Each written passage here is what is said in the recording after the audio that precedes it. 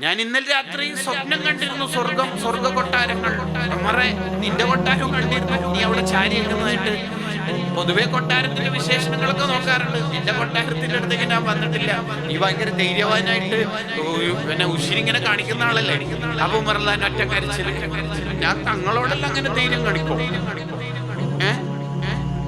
ഞാൻ അങ്ങനെ ബാക്കിയുള്ളവരോട് കാണിക്കുന്ന പോലെയാ തങ്ങളോട്.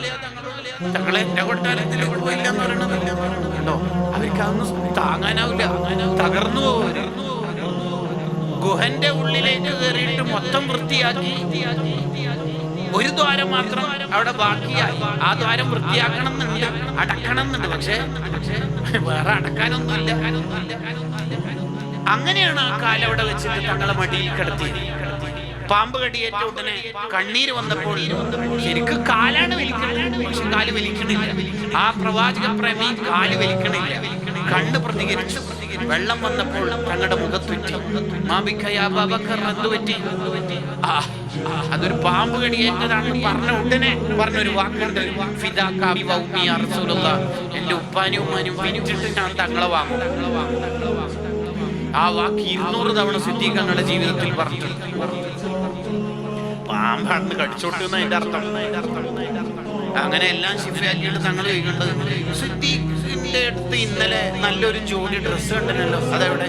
അത് കീറിയിട്ട് തന്നെയല്ലേ മൊത്തം താരം അടച്ചത്. ആ ഡ്രസ്സ് തീർന്ന് പിന്നെ ദ്വാരം ബാക്കിയായിട്ടല്ലേ പാമ്പ് കടി കിട്ടിയത്. എന്റെ അബൂബക്കറെ. എന്നിട്ട് കൈ ഉയർത്തിയിട്ട് തങ്ങൾ ദ്വാരുന്നു, എന്റെ അബൂബക്കറിന് സ്വർഗത്തിൽ നബിമാരോടൊപ്പമുള്ള സീറ്റ് കൊടുക്കണേ. കേട്ടപ്പോ അന്ന് പറഞ്ഞു, അതൊക്കെ നേരത്തെ കൊടുത്തു നബിയെ. അബൂബക്കറിന് കൊടുത്തിട്ടുണ്ട്, പിന്നെ ആയിരിക്കും ഇപ്പൊ കൊടുക്കേണ്ടത്. കാരണം അബൂബക്കറങ്ങൾക്ക് ഞാനില്ലല്ലോ. അങ്ങനെ സ്വന്തത്തിനെ കുറിച്ച് ആലോചന ഇല്ലല്ലോ.